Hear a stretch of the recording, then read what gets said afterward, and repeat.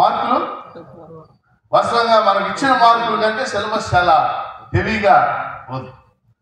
ఏదో విపరీతంగా చదవాల్సిన అవసరం లేదు.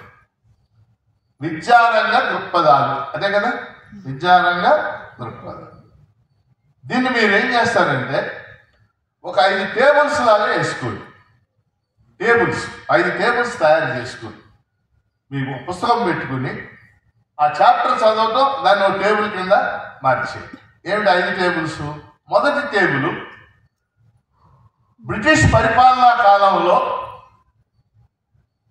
వేసిన విద్యా కమిషన్ వాటి రికమెండేషన్. ఇది ఒక టేబుల్. సిలబస్లో అది ఇచ్చాడు, పేరా ఇచ్చాడు, మీరు చదివారు. బ్రిటిష్ వాళ్ళు కొన్ని కమిషన్లు వేశారు, తెలుసు కదా మీకు. Charles Woods commission, Hunter commission, Sargent commission, ఇలా 4 కమిషన్లు వేశారు. చార్లెస్ వుడ్స్ ఆయన ఏ సంవత్సరంలో కమిషన్ నియమించారు, అది చేసిన మేజర్ రికమెండేషన్ ఏంటి? హంటర్ కమిషన్ నియమించిన సంవత్సరం ఏంటి, అది చేసిన మేజర్ రికమెండేషన్ ఏంటి?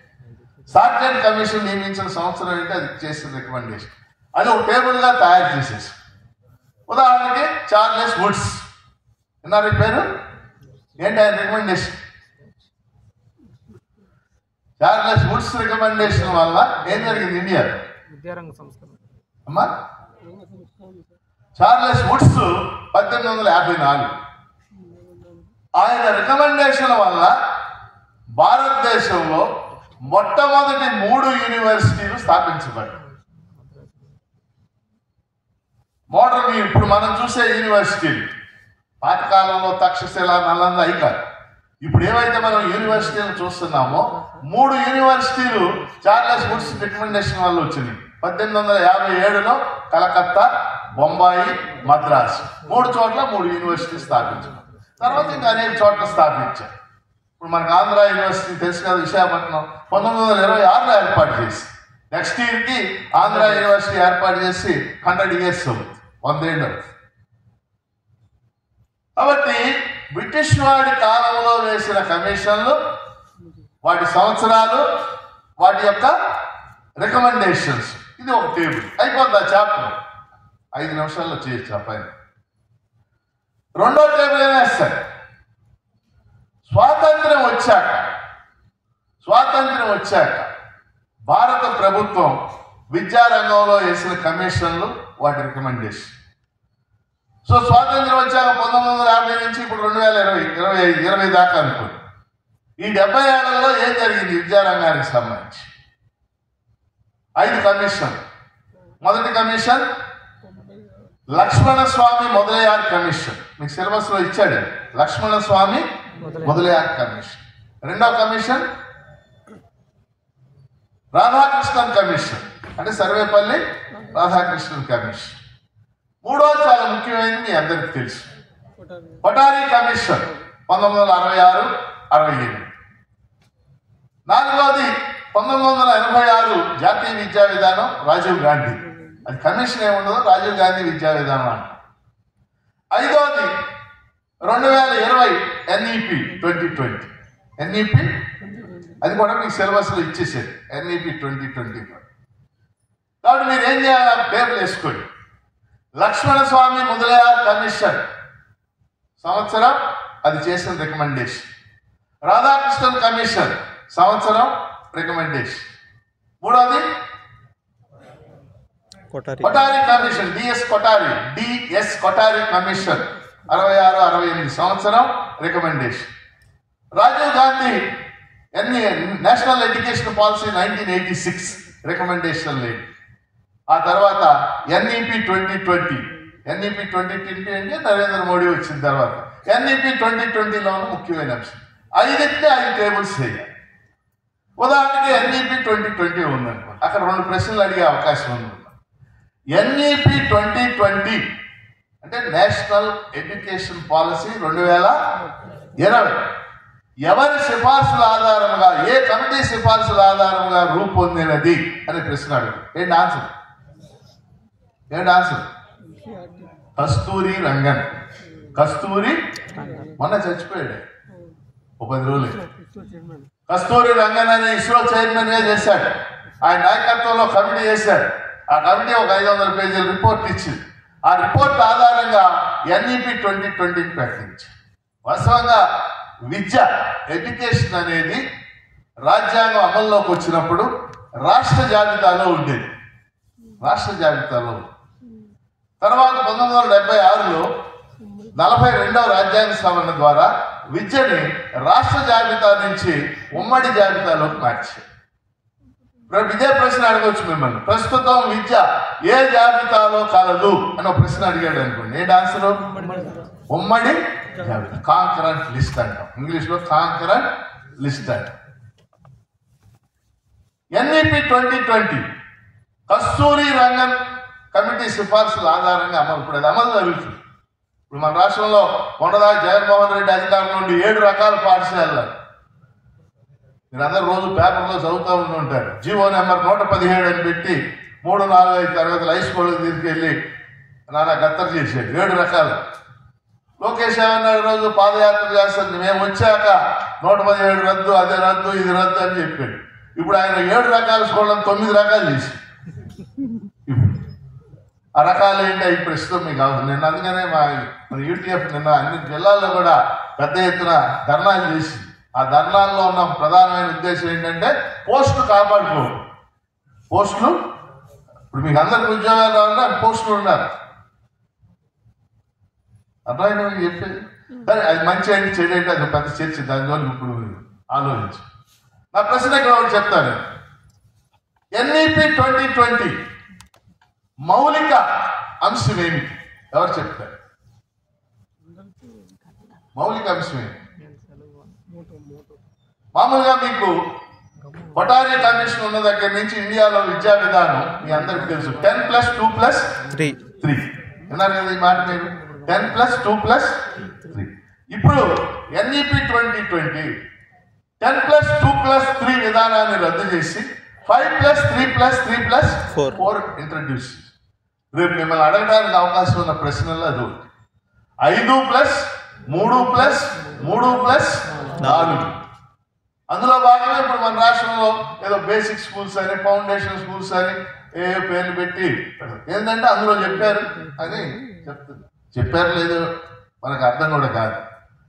ఎనియో మళ్ళీ చెప్తున్నాను, NEP 2020 ఏ కమిటీ సిఫార్సుల ఆధారంగా? ఏంటి ఆన్సర్? కస్తూరి రంగన్. NEP 2020 స్ట్రక్చరల్ గా తెచ్చిన మార్పు ఏంటి? 10+2+3 స్థానంలో 5+3+3+4 వచ్చింది. ఈ 2 ప్రశ్నలు కూడా మిమ్మల్ని అడగడానికి అవకాశం ఉంది. సిలబస్ లో NEP 2020 తెచ్చేసాడు. కాబట్టి ఒక టేబుల్ బ్రిటిష్ వాళ్ళ కాలంలో కమిషన్, రెండో టేబుల్ ఇండిపెండెంట్ ఇండియాలో వేసిన కమిషన్లు 5 వాటి రికమెండేషన్. అర్థమైంది. మూడో టేబుల్ విద్యారంగంలో తెచ్చిన మార్పులు. మూడో టేబుల్ ఏమిటి మార్పులు? భారత రాజ్యాంగం 1950లో స్పష్టంగా ఒక మాట చెప్పి పిల్లలందరూ బడిలో ఉండాలి అని చెప్పి మీకు అందరూ చదివాను. అంతకుముందు ఎవరు చెప్పలే ఈ మాట. భారత రాజ్యాంగంలో ఆర్టికల్ 45 అంటే 45 ఏం చెప్పింది? Free and compulsory education for the children below the age of 14 years within 10 years అని చెప్పి భారత రాజ్యాంగంలో డాక్టర్ అంబేద్కర్ నాయకత్వాన పిల్లలందరూ చదువుకోవాలి. 14 సంవత్సరాల్లో పిల్లలకి ఉచిత విద్య, నిర్బంధ విద్య ఉండాలి. అంటే దాని అర్థం ఏంటి? పిల్లలందరూ బడిలో ఉండాలి. ఎక్కడ చేర్చారు? ఇది ఆదేశిక సూత్రాల్లో పెట్టారు. మీ అందరూ వినుంటారు, రాజ్యాంగం 3వ భాగంలో ఫండమెంటల్ రైట్స్ ఉంటాయి, ప్రాథమిక హక్కులు. 4వ భాగంలో ఆదేశిక సూత్రాలు ఉంటాయి. ఆ ఫండమెంటల్ రైట్స్ కి లీగల్ శాంక్టిటీ ఉంటుంది. వాటి వైలేషన్ జరిగింది అనుకోండి, అవి అమలు జరగలేదు అనుకోండి, కోర్టులకు వెళ్ళి కాపాడుకోవచ్చు. ఆదేశిక సూత్రాలు అమలు చేయలేదు అనుకోండి, ఎవరు చేయగలిగింది ఏమీ లేదు. కాబట్టి పిల్లలందరూ చదువుకోవాలి అని రాజ్యాంగ నిర్మాతలు ఎక్కడ పెట్టారు? ఆదేశిక సూత్రాలు 45లో పెట్టారు. రాజ్యాంగం అమల్లోకి వచ్చేసింది. 10 ఏళ్లలో అమలు జరగల. పిల్లలందరూ బడిపోయితే, పిల్లలందరూ అంటే చాలా మంది పేద పిల్లలందరూ కూడా 1990 వచ్చేసరికి భారతదేశంలో బడికి వెళ్ళని పిల్లలు గణనీయంగా ఉన్నారు. కోట్లాది సంఖ్యలో ఉన్నారు. ముఖ్యంగా పేద పిల్లలు పనులకు వెళ్ళటం, బాల కార్మికులుగా ఉండటం మీ అందరికి తెలుసు. మనం చూస్తాం కదా, చాలా చోట్ల మనం మనం ఆటోమొబైల్ అంటే స్కూటర్లకి పంచర్లు ఏదాకా వెళ్తే ఆ షాపుల నిండా పిల్లలే కదా ఉండేది. శివకాశి అనే ప్లేస్లో సంవత్సరం మొత్తం టపాకాయలు తయారవుతాయి. ఆ శివకాశిలో 50,000 మంది పనిచేస్తూ ఉంటారు. 20,000 మంది పిల్లలే. ఇప్పటికి కూడా ఎందుకు పిల్లలు పెడతారంటే వాళ్ళ పెద్ద వేతనం ఇవ్వాల్సిన అవసరం ఉండదు. కాబట్టి 1990 వచ్చేసరికి ఇంకా బడికి వెళ్ళని పిల్లలు బయట ఉన్నారు. అప్పుడు భారతదేశంలో 2 జరిగినాయి. 1993లో సుప్రీంకోర్టు ముందుకు ఒక కేసు వచ్చింది. Famous case Unnikrishnan versus state of Andhra Pradesh. Unnikrishnan versus state of Andhra Pradesh. ఆ కేసు విద్యకు సంబంధించి. ఆ కేసులో సుప్రీంకోర్టు ఏం చెప్పిందంటే ప్రాథమిక విద్యని ప్రాథమిక హక్కుగా మార్చాలి అని చెప్పి. ఇన్నాళ్ళు ప్రాథమిక విద్య ఎక్కడ ఉందని చెప్పారు ఇందాక నేను ఆదేశిక సూత్రాల్లో. ప్రాథమిక విద్యను ప్రాథమిక హక్కుగా మార్చాలని సుప్రీంకోర్టు 1993లో Unnikrishnan versus state of Andhra Pradesh కేసులో చెప్పింది. అదే సమయంలో అనేక ఉద్యమాలు, పోరాటాలు కూడా జరిగినాయి. యూనివర్సలైజేషన్ ఆఫ్ ఎలిమెంటరీ ఎడ్యుకేషన్ ఉండాలి. వీటన్నిటి ఫలితంగా భారతదేశంలో ఒక రాజ్యాంగ సవరణ జరిగింది. ఇది ఇంపార్టెంట్ రాజ్యాంగ సవరణ. ఎన్నో రాజ్యాంగ సవరణ 2002లో 86వ రాజ్యాంగ సవరణ అని చేశారు. ఇది ముఖ్యమైన రాజ్యాంగ సవరణ. 2002లో 86వ రాజ్యాంగ సవరణ అని చేసి ప్రాథమిక విద్యని ప్రాథమిక హక్కుగా మార్చారు. ఎక్కడ పెట్టారు తీసుకెళ్ళి? 21A. ఈ ఆర్టికల్ మాకు తెలుసు అనేవాడు నిజాయితీగా చేతులెత్త. గుడ్. ప్రాథమిక విద్యని ప్రాథమిక హక్కుగా మార్చడానికి 2002లో 86వ రాజ్యాంగ సవరణ చేశారు. ప్రాథమిక విద్యని ప్రాథమిక హక్కుగా 21A క్యాపిటల్ లెటర్ 21A నిబంధనలో చేర్చారు. 21 అంటే మీరు అందరూ వినుంటారు. ఆర్టికల్ 21 ఫండమెంటల్ రైట్స్ లో ముఖ్యమైన ఆర్టికల్. 21 ఏంటి? రైట్ టు లైఫ్, జీవించే హక్కు. 21 ఏమో జీవించే హక్కు, 21A ఏమో స్కూల్ ఎడ్యుకేషన్ అంటే ప్రాథమిక విద్య.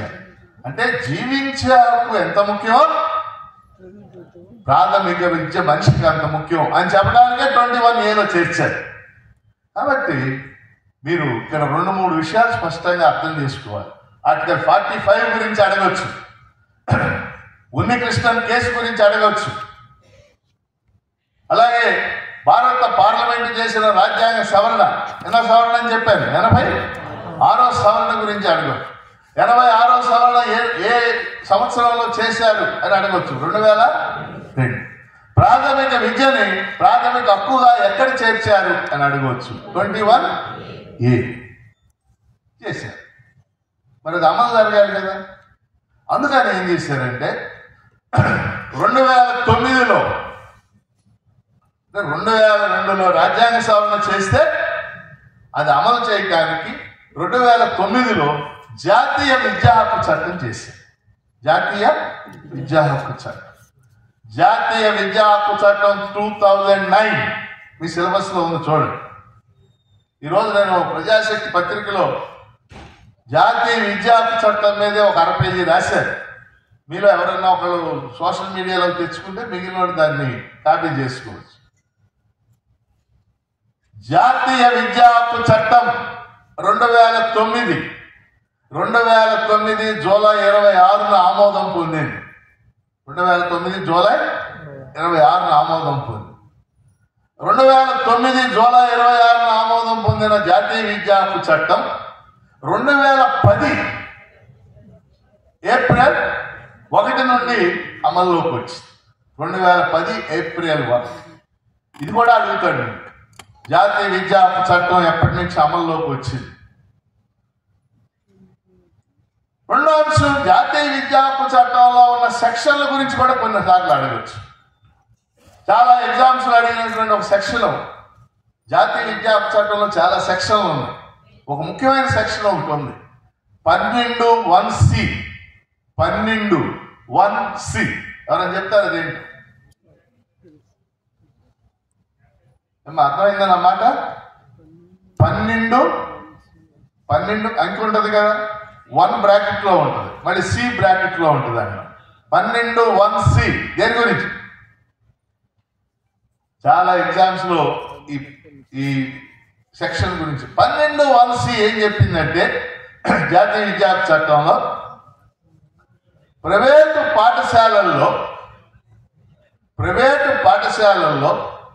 25% సీట్లను, ఎంత శాతం?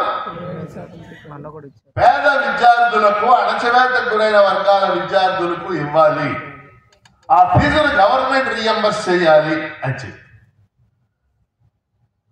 అంటే మన రాష్ట్రంలో ఇది పెద్దగా అమలు జరగలేదు, అందుకని పెద్దగా ప్రజలకి తెలియదు. అంటే నిజంగా ప్రైవేట్ పాఠశాలలో 25% సీట్లు స్ట్రిక్ట్ గా అమలు జరిగితే అసలు మీ పోస్టులు ఒకటి కూడా పెద్ద అవసరం ఏమి ఉండదు. అప్పుడు 25% పిల్లలు ఎక్కడి నుంచి వెళ్తారు? గవర్నమెంట్ స్కూళ్ళలో చేరే వాళ్ళు అక్కడికి వెళ్ళిపోతారు, ప్రైవేట్ స్కూల్కి వెళ్తారు. దాని మీద మనం ఎవరిని కూడా, నేను కూడా ఒక ఎమ్మెల్సీగా ఎప్పుడు గట్టిగా మాట్లాడలేదు ఇవ్వాల్సిందే అని. ఎందుకంటే మన స్కూల్ ఖాళీ అవుతాయి, మన అంటే గవర్నమెంట్ స్కూల్ ఖాళీ అవుతాయి. కాకపోతే ఒక వాలంటరీ ఆర్గనైజేషన్ ఉంది, ఇండస్ యాక్షన్ అని ఒక వాలంటరీ ఆర్గనైజేషన్. వాళ్ళు హైకోర్టులో వేసారు, ఈ సెక్షన్ అమలు చేయట్లేదు. అందుకని హైకోర్టు జడ్జిమెంట్ చెప్పింది మీరు ఇవ్వండి అని. అందుకని ఈ సంవత్సరం నోటిఫికేషన్ ఇచ్చారు. మీలో కొంతమంది ఫాలో అయ్యారో లేదు. Okay, leave. 4 ప్రశ్నలు అమ్మా. జాతీయ విద్యా హక్కు చట్టం ఎప్పుడు ఆమోదం పొందినది? 2009 జూలై 26. జాతీయ విద్యా హక్కు చట్టం ఎప్పుడు అమలులోకి వచ్చింది? 2010 ఏప్రిల్ 1.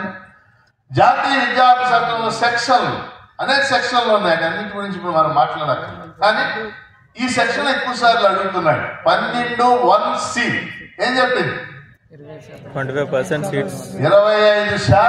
పేద పిల్లలకు, అణచివేత గురైన పిల్లలకు ప్రైవేటు పాఠశాలల్లో సీట్లు ఇవ్వాలి. ఆ ఫీజులు ప్రభుత్వం పే చేయాలి. వాళ్ళకి, ఎవరికి? ప్రైవేటు పాఠశాలల వాళ్ళు. ఇది చెప్పింది. కాబట్టి మీకు జాతీయ విద్యా చట్టం ఇచ్చాడు, NEP 2020 ఇచ్చాడు, రైట్ టు ఇన్ఫర్మేషన్ యాక్ట్ ఇచ్చాడు. సిలబస్ లో మీరు అన్ని చూసుకోండి. ఇది ఒక టేబుల్ గా తయారు చేసుకోండి. 4వ టేబుల్ ఏంటంటే 1, 2, 3, 4. 4వ టేబుల్ ఏంటంటే, గత 75 ఏళ్లుగా భారతదేశంలో విద్యారంగంలో అనేక రకాల స్కీమ్స్ ప్రవేశపెట్టారు, అనేక రకాలైన పాఠశాలలను ప్రారంభించారు. ఆ స్కీమ్స్ అన్ని మీ సిలబస్ లో ఇచ్చాడు. ఉదాహరణకి ఆపరేషన్ బ్లాక్ బోర్డ్ ఓ స్కీమ్. అంటే ఏంటి? DPEP అంటారు, డిస్ట్రిక్ట్ ప్రైమరీ ఎడ్యుకేషన్ ప్రోగ్రామ్ అంటే ఏంటి? అపెక్ అంటే ఏంటి? సర్వశిక్ష అభియాన్ అంటే ఏంటి? అలాగే లేటెస్ట్ గా కొన్ని కొత్త రకాల స్కూల్స్ వచ్చింది, మీరు అందరూ వినుంటారు. Model schools, AP model schools. Andhra Pradesh లో అంటే ఇప్పుడు మాకు ప్రైమరీ మోడల్ స్కూల్స్ అని ఇప్పుడు పెడుతున్నారు, అది కాదు మోడల్ స్కూల్స్. ఆంధ్రప్రదేశ్ లో ఎన్ని మోడల్ పాఠశాలలు కలవని మిమ్మల్ని ప్రశ్న అడగచ్చు. ప్రస్తుతం 164 మోడల్ స్కూల్స్. ఎన్ని ఉన్నాయమ్మా? లేటెస్ట్ ఫిగర్స్ 164 మోడల్ స్కూల్స్ ఉన్నాయి. అలాగే మీకు సిలబస్ లో కస్తూరిబా విద్యాలయాలు అని చెప్పేసి ఇచ్చారు. విన్నారా? KGBVs అంటారు, కస్తూరిబా గాంధీ బాలిక విద్యాలయాలు. అది అక్కడ ఒక మాట రాసుకోండి. KGBV అంటే కస్తూరిబా గాంధీ బాలిక విద్యాలయాలు. ప్రస్తుతం ఏపీలో 352 కస్తూరిబా విద్యాలయాలు, 352. ఆ 352 కస్తూరిబా విద్యాలయాల్లో సుమారుగా 89,000 మంది బాలికలు 89,000 మంది బాలికలు చదువు. అంటే ఆంధ్రాలో సక్సెస్ఫుల్ కాన్సెప్ట్స్ లో ఎడ్యుకేషన్ లో అది. అంటే కస్తూరిబా గాంధీ విద్యాలయాలు అన్ని కూడా 6 నుంచి 12వ తరగతి వరకు మొత్తం residential pattern, only for girls, బాలికలకు మాత్రమే ఆ స్కూళ్ళు నడపరు. తూర్పుగోదావరిలో ఉన్నాయా? ఏజెన్సీలో. సో ఇవన్నీ కూడా మీరు ఒక టేబులే. కాబట్టి ఇప్పుడు 4 టేబుల్స్ చెప్పాను మీకు. సింపుల్ గా మీరు ఒక రోజులో చదివేసా మొత్తం సబ్జెక్ట్. మొదటి టేబుల్ ఏంటి? బ్రిటిష్ వాళ్ళ కాలంలో వేసిన కమిషన్లు, వాటి రికమెండేషన్లు, మార్పులు. రెండవ టేబుల్ ఏంటి?